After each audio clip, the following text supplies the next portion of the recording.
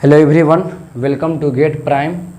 तो previous class में हम already charge, current, voltage, power, energy के बारे में डिस्कस कर चुके हैं और पावर पे बेस्ड क्वेश्चन को भी सॉल्व कर चुके हैं और देख लिए हैं किस टाइप का क्वेश्चन एग्ज़ाम में आता है और कब पावर एब्जॉर्ब होता है, कब डिलीवर होता है। ये ऑलरेडी प्रीवियस क्लास में हम डिस्कस कर चुके हैं और उस पे बेस्ड क्वेश्चन को भी कर लिए हैं। आज के इस लेक्चर में चार्ज और करेंट पे बेस्ड क्वेश्चन को सॉल्व करेंगे। अगर आप प्रीवियस क्लास अटेंड किए हैं तो ही आप इस क्वेश्चन को सॉल्व कर पाएंगे, अदरवाइज नहीं कर पाएंगे। ठीक है, तो ये एक वेब फॉर्म दिया हुआ है, क्वेश्चन ऑलरेडी डिस्क्रिप्शन में लिखा हुआ होगा या आप चाहें तो नोट डाउन कर सकते हैं। क्वेश्चन का स्टेटमेंट है कि current through a capacitor as shown in the figure, current through a capacitor as shown in the figure, find the charge acquired by the capacitor in 5 second. 5 second में इस wave form में charge कितना acquired हो रहा है उसको हमको find करना है। ठीक है, तो हम ऑलरेडी जो करेंट क्या है ऑलरेडी प्रीवियस क्लास में डिस्कस कर चुके हैं, उसी पे बेस्ड क्वेश्चन है। ठीक है, तो इस क्वेश्चन को हम सॉल्व करते हैं।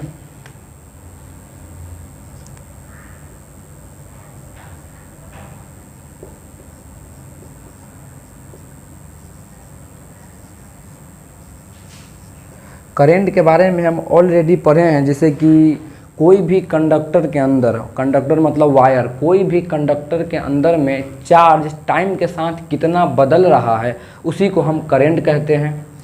कोई कोई बुक में ये लिखा रहता है कि flow of electron is called as charge, वो भी डिफिनेशन सही है, लेकिन रियलिटी में होता है कि कोई कंडक्टर के अंदर में चार्ज टाइम के साथ कितना वैरी कर रहा है, कितना बदल रहा है, उसको हम करेंट कहते हैं। ठीक है, तो यही है करेंट का है, टाइम के साथ जो है चार्ज कितना बदल रहा है उसी को हम करेंट कहते हैं। ठीक है, तो अब हम यहाँ पे लिखेंगे डी क्यू और आई ऑफ टी डी टी। ठीक है, और दोनों साइड हम इंटीग्रेशन करेंगे। ठीक है, तो डिफरेंशिएशन और इंटीग्रेशन कट जाएगा तो सिर्फ यहाँ पर क्यू बचेगा, मतलब चार्ज बचेगा, और यहाँ पे integration I of T D T. ठीक है, और टाइम दिया हुआ था 0 से लेके 5 सेकेंड तक। ठीक है, तो यहाँ पे हम इंटीग्रेशन करेंगे 0 से लेके 5 तक। ठीक है, इंटीग्रेशन का मतलब होता है एरिया को कैलकुलेट करना। ठीक है, मतलब 0 से लेके 5 सेकेंड तक एरिया को कैलकुलेट करना, मतलब इंटीग्रेशन का मतलब ही होता है एरिया फाइंड करना। ठीक है, तो या तो हम चाहे तो इंटीग्रेशन से सॉल्व कर सकते हैं या फिर डायरेक्टली हम एरिया को भी यहाँ पर कैलकुलेट कर सकते हैं। ठीक है, तो बहुत आसान होता है एरिया को कैलकुलेट करना। ठीक है, तो हम यहाँ पे एरिया को कैलकुलेट करते हैं। ठीक है, सबसे पहले हम इस एरिया को कैलकुलेट करेंगे, इस ट्रायंगल को, इतना सा सबसे पहले, पूरा एक साथ हम नहीं कैलकुलेट कर सकते हैं। तो हम यहाँ पे लिखते हैं Q, ये एरिया कैलकुलेट होगा 1/2 बेस इंटू हाइट 3/5।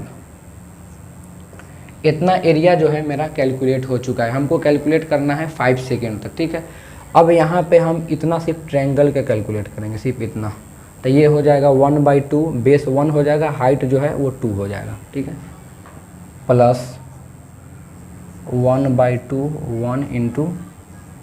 ठीक है, इतना एरिया मेरा कैलकुलेट हो चुका है। अब सिर्फ हम इतना एरिया को, इस रेक्टेंगुलर को कैलकुलेट करेंगे, ये base into height 1/3 plus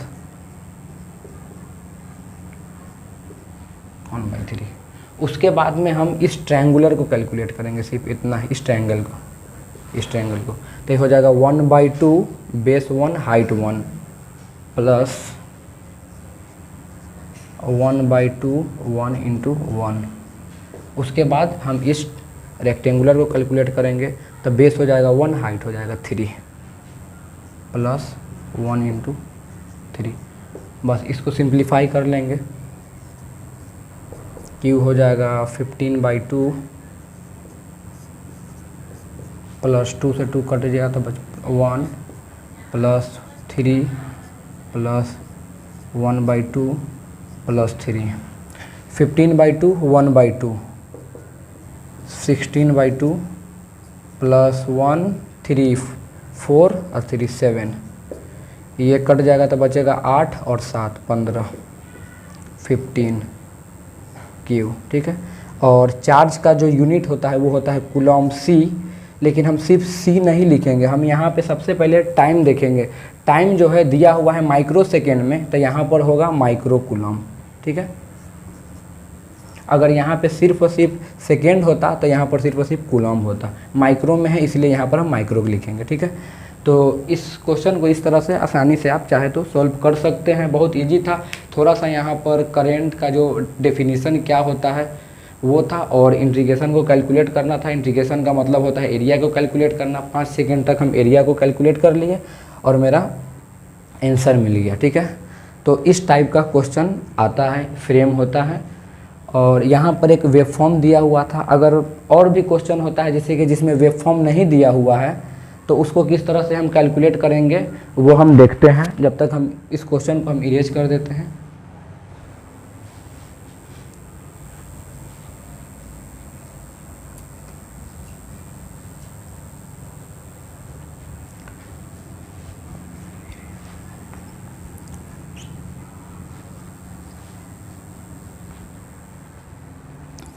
next question है, आप चाहे तो नोट डाउन कर सकते हैं।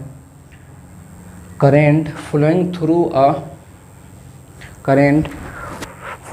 a circuit element is given by the current flowing through a circuit element is given by current दिया हुआ है given by I of t equals to 8t plus 5, ये करंट दिया हुआ है। The current flowing through a circuit element is given by I of t equals to 8t plus 5. Find the amount of charge passing through a element in interval 0 to 3 second. Time दिया हुआ है, t दिया हुआ है 0 से लेके 3 second तक। 0 से लेके 3 सेकेंड तक चार्ज कितना होगा उसको हमको कैलकुलेट करना है, ठीक है। तो सेम कंसेप्ट है, हम उसी तरह से करंट का फॉर्मूला लिखेंगे। यहाँ पे हम सॉल्व करते हैं।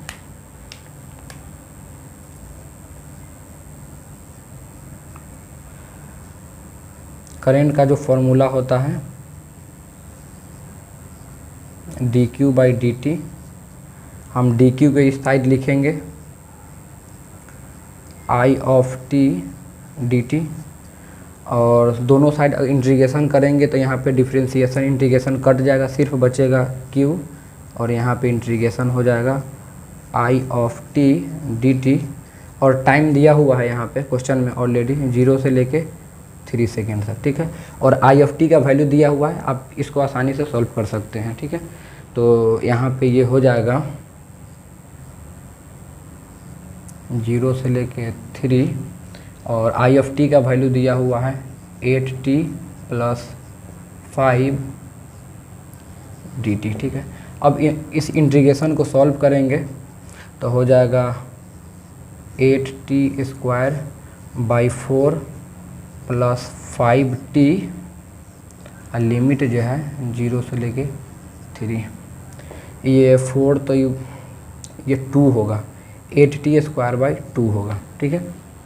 सिंपल इंटीग्रेशन है, 8t dt का डिफरेंस इंटीग्रेशन हो जाएगा 8t स्क्वायर बाई 2, तो ये कट के हो जाएगा 4, ये कट के ये 4 हो गया, और t स्क्वायर मतलब 3 का स्क्वायर तो 9 प्लस 5, t का वैल्यू यहाँ पे 3 माइनस 0, बाकी 0 पुट करेंगे तो ये भी 0 ये भी 0, ठीक है।